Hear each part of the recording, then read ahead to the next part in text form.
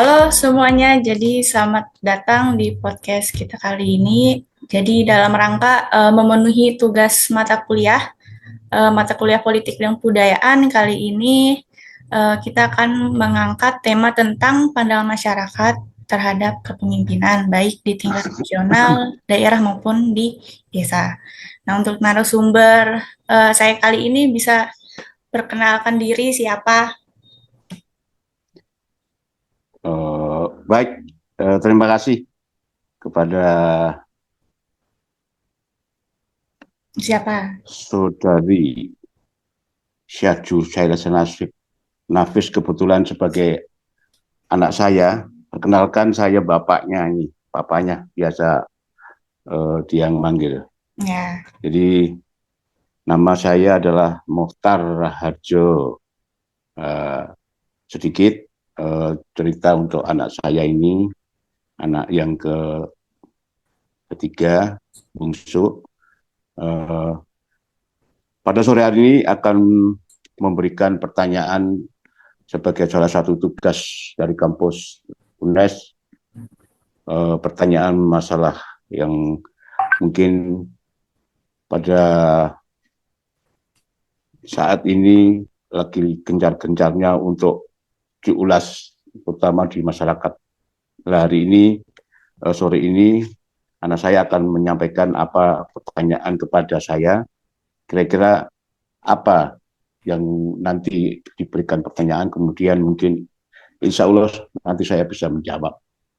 Oke, dilanjut, Ya, Lala. jadi nggak ini apa ya? Karena jaraknya yang jauh, jadi belum bisa ketemu langsung. Jadi obrolan ini bisa apa ya? Dilakukan secara Zoom atau daring. Jadi meskipun kita daring, semoga isi percakapannya bisa memberikan wawasan dan juga nilai-nilai yang bermakna. Jadi Amin, amin. Ya, ya mungkin tema, sebelumnya, lupa temanya apa? temanya tentang pandangan Papa tentang kepemimpinan nasional, daerah sama desa. Ya, Nah, itu eh Papa kalau dengar kata kepemimpinan yang pertama kali terlintas di pikiran Papa itu apa? yang terlintas di benak Papa adalah kepemimpinan ya. Kepemimpinan itu lain dengan hmm, ketua, direktur, presiden, atau mungkin hal-hal yang menyangkut dengan suatu organisasi, yaitu uh, di dalam struktural itu sebagai hal yang apa pengurus yang paling tinggi. Tapi untuk kepemimpinan itu, kalau menurut Papa, kepemimpinan itu adalah kata apa ya, kata benda lah ya. Kemudian kalau pimpinan itu kata kerja. Jadi Papa mau menjelaskan masalah pimpinan. Kalau pimpinan itu di dalam suatu organisasi itu sebagai suri teladan. Jadi lain dengan yang namanya ketua atau direktur. Kalau mungkin ketua direktur mungkin bisa apa itu merintah-merintah kepada anak buahnya. Tapi kalau pimpinan itu harus sebagai suri teladan, harus mendahului dulu dengan anak buahnya. Nah, jadi untuk secara umum kepemimpinan di Indonesia, kalau tadi temanya itu kepemimpinan dari eh, nasional, negara, kemudian kalau nggak salah kota dan desa ya, Daerah dan desa. dari dan desa. Nah, itu bagaimana itu? Eh, Maksud Papa gini, tadi menyoroti gaya kepemimpinan negara, daerah, dan desa gitu, anu Pak. Mm-mm. Ya, eh, Papa kan sudah lama ya, jadi sudah berapa kali ya untuk bisa merasakan karya kepemimpinan dari dulu, dari Presiden Soeharto sampai saat ini. Ya memang ada sedikit keistimewaan. Hanya saja 10 tahun ke belakang, ini karena kita podcast seperti itu, ini Bapak mau terus terang aja bahwa kepemimpinan 10 tahun ke belakang itu sepertinya kita itu banyak apa ya, Ya, tadi gara-gara terkendala sinyal jadinya keluar. Sekarang tadi lanjutin lagi Pak, tadi sampai mana? Pengalaman. kembali lagi dari pertanyaan anak saya tadi, si Lala, masalah mungkin gaya atau model kepemimpinan dari kepala negara, daerah, dan desa. Jadi langsung aja nanti dari gaya kepemimpinan dari Presiden Prabowo sepertinya nggak jauh dari gaya kepemimpinan dari Pak Jokowi. Walaupun mungkin waktu awal-awalnya beliau dilantik pidatonya yang menggebu-gebu, semuanya akan pro rakyat, bekerja untuk rakyat, kita kerja itu adalah untuk rakyat. Dan kemudian janji-janji yang waktu kampanye itu hampir semuanya, ya 99% nggak ada realisasi. Contoh yang selalu diingat oleh masyarakat, terutama yang mempunyai anak sekolah, adanya makan siang gratis, sampai sekarang belum ada. Kemudian mau ada gaji naik 2 kali lipat, karena mulai Februari juga belum ada juga, nggak ada realisasinya. Kemudian program-program lain yang katanya pro rakyat sampai sekarang belum dirasakan oleh rakyat. Jadi hampir semuanya itu program-program yang didengang-dengungkan, yang dijanjikan oleh Prabowo semasa kampanye sama aja. Malah sekarang ada setiap departemen atau instansi dikurangi anggarannya. Jadi seperti di tempat saya lah, depan saya persis itu di Salem Brebes, depan saya persis. Yang lain itu sudah di depan. Kalau orang sana namanya balong, kayak kubangan itu, waduh, sudah setahun lebih. Jadi sampai sekarang belum terrealisasi. Kata Pak Lurah, bagaimana ini kok? Katanya nunggu anggaran dari pusat. Loh, terus apa tanya? Loh ini kan anggaran itu kan bukan anggaran yang sekarang, anggaran yang tahun kemarin. Nah, dari situlah sedikit memang kemarin ada persisian, bukan persisian lah, adu argumen masalah pembangunan yang ada di desa. Contoh kecilnya aja ini di tempat papa yang sekarang ini tempati. Jadi pada umumnya jadi belum bisa dirasakan sepenuhnya semua janji-janji dari presiden yang sekarang, seperti janji yang waktu masa kampanye. Demikian yang memimpin ulasan dari Papa. Mungkin ada pertanyaan lain, Lala? Ya, itu terus sama dulu sampai sekarang enakan mana? Berarti kepemimpinannya. Sama aja. Malah karena kita tuh terlalu berharap dengan presiden yang sekarang, itu jadi membuat kita tuh jengkel. Nggak sesuai dengan pidato awal-awal, ya itu tadi yang Papa udah bilang tadi waktu pidato mau dilantik menjadi presiden. Wah, luar biasa pidatonya, tapi sampai sekarang hampir nggak ada realisasi. Semua program-program itu nggak ada realisasinya. Demikian. Jadi malah sepertinya nggak ada peningkatan untuk kesejahteraan rakyat, nggak ada. Malah kita itu malah dibuat jengkel. Ya nggak usah lah. nggak usah terlalu janji-janji mulu. Jadi gaya kepemimpinannya itu mirip-mirip dengan Jokowi. Demikian. Oke, lanjut. Lala, dilanjut. Enggak, Mungkin ada pertanyaan lain. enggak itu terus kan katanya dulu pernah ikut organisasi kegiatan masyarakat. Ya, Ya itu gimana pengalamannya dulu? Apa sekarang juga gimana ikut? gimana? Ini katanya pernah aktif di organisasi atau kegiatan masyarakat. Nah Ya. itu bisa ceritain nggak pengalamannya gimana? Oh, ya karena kita itu ikut di dalam suatu organisasi, malah sekarang tuh Papa menjadi sekretaris partai juga. Hmm, Mungkin karena ini podcast ya, mungkin sifatnya podcast kan biasanya terus terang apa yang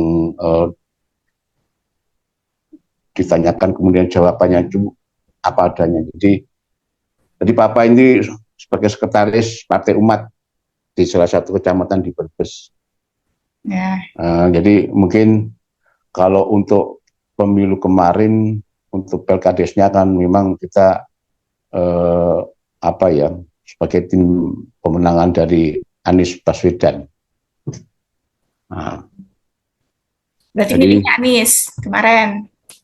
iya, jadi milih Kirain, Anies kirain, Baswedan kirain Mohaimin kan. Prabowo. Lah, kalau Lala milih apa kemarin? Aku mah Jokowi ya? golput kemarin nggak ikut Golput. milih. Gak ada yang bener. Ya sebenarnya nggak boleh golput, itu nggak boleh karena Ya kan mau semuanya pilih itu harus. siapa kok aku nggak ada yang serak. Nah, kalau Papa sih karena memang karena Papa di partai umat ya, partai baru Hmm. yang pendirinya dulu yang mendirikan itu Amin Rais, mungkin Ya, dulu juga pernah mendirikan yaitu PAN itu juga yang mendirikan Amin Rais. Jadi nggak ada perubahan. Jadi kalau makanya mungkin kemarin karena Amin Rais mendirikan partai baru yaitu Partai Umat karena dulunya itu kan mendirikan Partai Amanat Nasional itu kan bertolak belakang dengan visi misinya dari pendirinya yaitu Pak Amin Rais karena PAN itu condong oleh ke Jokowi. Jadi ya udahlah yang terakhir kan kemarin sebagai ketua penasehat dari PAN kemudian beliau mendirikan setelah keluar dari PAN mendirikan yaitu Partai Umat yang beliau rasakan waktu itu karena PAN yaitu terlalu condong ke Jokowi. Lanjut. ya. Kan tadi udah ngomongin ini pengalamannya. Terus sekarang pertanyaannya tuh apa ya? Seberapa besar pengaruh pemimpin daerah buat kehidupan masyarakat sehari-hari? Menurut Papa? Pengaruh apanya? Oh, pengaruh Iya, secara pengaruh pribadi pemimpin daerah buat atau kehidupan sehari-hari. pengaruhnya maksudnya yang di desa atau di mana? Di Ya, di kabupaten desa atau daerah? boleh. Ya, ini kan biar Papa kan menyentuh di desa ya atau di kecamatan ya. Hmm. Ya memang mungkin secara pribadi ada pendekatan baik lah ke masyarakat. Hanya kan biasa dari dulu sebetulnya nggak ada bedanya juga. Kebetulan Papa juga di organisasi namanya GNPKRI, Apa itu? Gerakan Nasional Pencegahan Korupsi Republik Indonesia. Papa juga di situ sebagai sekretaris. Hmm. Nah, ini kebetulan Papa di daerah sini, wah ini sebetulnya agak Gak boleh promosi off the loh ya. record, bukan rahasia nih, Ya udah nggak usah diceritain. bukan ini rahasia kan Papa kan baru sama teman-teman tadi kan banyak seksi yang nanti itu kan sini banyak penyimpangan. Jadi ini Papa cerita langsung aja kenyataan lapangan ya. Jadi ya seperti itu. Sebetulnya Indonesia itu memang kan untuk memberantas korupsi itu kenceng, artinya menggebuk-gebuk, artinya sampai ada hari anti korupsi. Nah, cuma di Indonesia itu lemahnya di mana? Di sanksinya, hukumnya. Nah, jadi nggak kayak di contoh di Jepang, Malaysia, Singapura, Korea, atau Korea Selatan, atau Korea Utara. Kalau di sana kan sampai hukuman penggal, mati segala. Terus ini enggak, contoh aja yang kemarin kan banyak. Ratusan triliun, cuma berapa tahun, kemudian cuma ganti rugi cuma berapa miliar. Nah, seperti itu. Jadi kalau seperti itu ya nanti kan juga enggak akan jera-jera. Jadi seperti itu. Jadi kampanye untuk anti korupsi tinggi. Cuma sayang apa itu sanksinya itu yang kurang kurang apa ya kurang maksimal. Jadi terlalu apa ya terlalu lemah sebetulnya. Kalau mungkin sanksinya itu terlalu apa bisa maksimal. Contohnya mungkin kemarin program Pak Anies itu kan mau dimiskinkan. Itu insya Allah jadi para pejabat ya pejabat pusat daerah sampai yang ke bawah itu mungkin insya Allah bisa di, uh, dikendalikan atau mungkin lebih menurun gitu. Ya, udah. Ya, lanjut.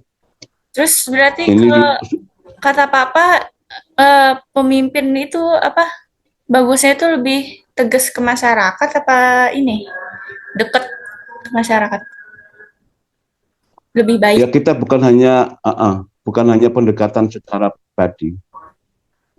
Ya sekarang ada contoh aja ya. Contoh ini nggak tahu ya ini mungkin nanti kedepannya menjadi pemimpin yang bagus. Gubernur Jawa Barat Deddy Mulyadi tahu? Tahu. Ya itu kan sekarang di mulai kabupaten sampai desa itu ada kampanye untuk tiap hari Rabu itu seluruh pimpinan harus terjun ke lapangan, pendekatan ke lapangan. Jadi tidak hanya nongkrong-nongkrong aja di kantor. Nah itu insya Allah ini semuanya juga bisa terrealisasi dan bisa bukan hanya apa ya kalau seorang pemimpin itu kadang-kadang cuma mencari perhatian aja, bukannya seperti itu. Jadi memang kalau seorang pemimpin itu harus menjadi teladan, kemudian harus pro rakyat. Yang namanya pro rakyat bukan hanya teori aja, tapi harus ada pelaksanaan praktek di lapangan. Jadi benar-benar itu masyarakat ikut merasakan benar, bukan hanya janji-janji palsu seperti kalau waktu kampanye, waktu wah mau pemilihan aja, sampai hal-hal yang kira-kira itu bisa membuat saya bisa terpilih seperti itu. Sampai mungkin ada manipulasi seperti money politik seperti itu. Jadi harus betul-betul pembangunan itu menyentuh ke masyarakat dan terrealisasi. Pembangunan yang sudah diprogramkan yang setiap desa itu selalu ada rapat itu nanti untuk kedepannya ada program nanti desa mana atau RW mana, dusun mana yang mau ada pembangunan, yaitu dilaksanakan benar. Kalau di tempat Papa, ini depan Papa persis itu jalan itu seperti itu.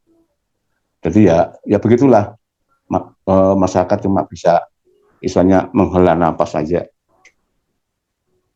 Demikian mungkin jawaban Papa mungkin bagus, mungkin lebih memuaskan. Untuk selanjutnya gimana? Enggak, terus ada ini pertanyaan? Ngerasa kayak pemimpin daerah tuh kalau kata Papa ini banyakkan memperhatikan warganya apa enggak? hampir semuanya itu sama aja, sama Tapi saja. kebanyakan apa? Perhatiin warganya apa? Enggak. Enggak. Nah, kalau sekarang kan baru-baru ya, pilkada juga baru beberapa bulan berjalan. Artinya eh, pemimpin-pemimpin daerah sekarang kan baru berjalan beberapa bulan, jadi belum dirasakan.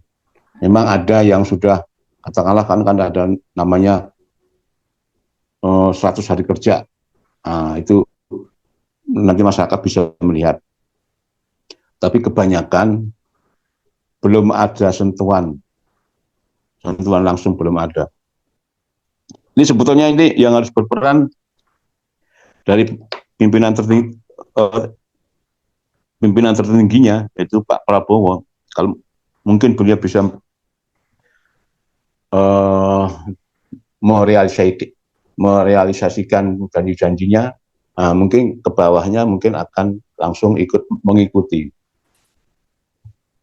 Jadi sampai sekarang juga belum kelihatan. Demikian, Pak. Terus gimana? Harus kayak gimana? Papa kalau jadi misal kepilih nih jadi kepala Ya, daerah kalau Papa gitu kan gimana? tahu, Papa kan dulu kan sering waktu muda di kampung kan sering organisasi sampai sekarang organisasi karena organisasi non profit kan itu betul-betul pengabdian. Kalau mungkin ya kalau terpilih, tapi Papa juga nggak akan mengharapkan seperti itu. Satu, ya mungkin untuk buat sarananya juga kurang, background mungkin juga kurang, tapi Papa paling tidak bisa memberikan peringatan atau mengingatkan para pemimpin itu dari mulai, karena Papa juga di situ ikut organisasi.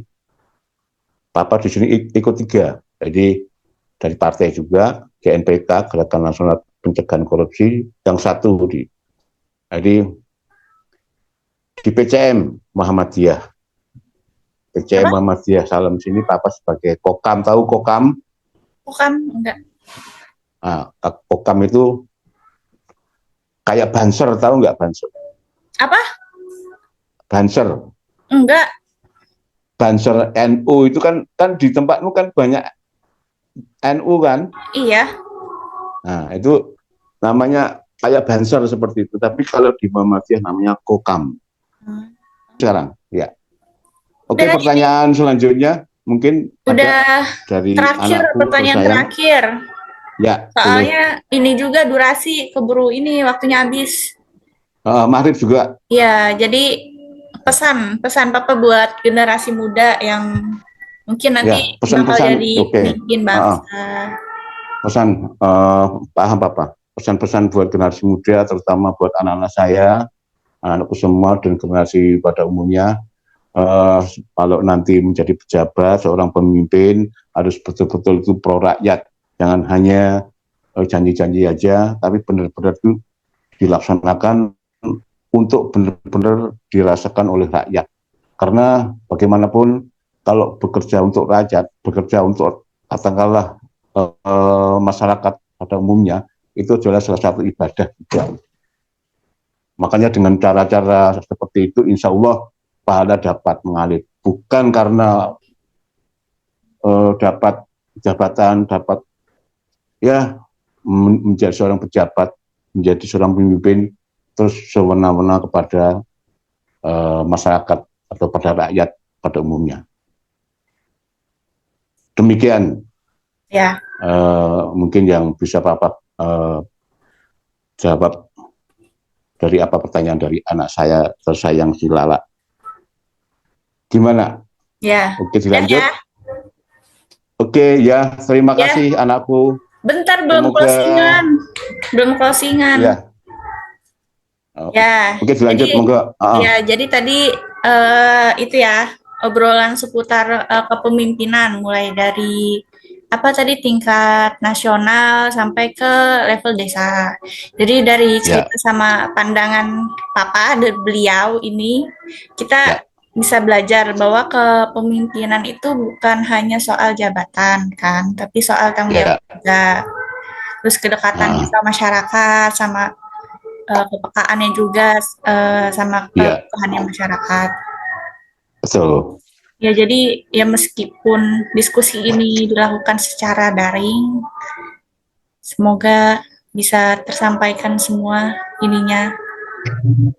Terus ya Amin. udah, Ya. buat yang udah nonton, Oh, udah menyimak sampai sekali akhir, lagi apa? pesan Papa kepada Lala ya. Hmm, Semoga dari kegiatan ini nanti ada penilaian yang bagus dari dosen atau pembimbing atau dekan atau siapa. Jadi amin. mungkin lebih nanti untuk kedepannya untuk menambah nilai dari Ya, Lala. ya, Demikian. Ya. ya, Pesan Papa, belajar dan berdoa, sholat yang rajin ya. ya, Ya, ya. Udah. Terima begitu kasih aja. buat yang Ya, sudah menyimak sampai akhir. Sampai jumpa nanti kalau misalnya ada tugas lagi dikirim lagi di YouTube. Dah, Assalamualaikum warahmatullahi wabarakatuh. Waalaikumsalam warahmatullahi wabarakatuh.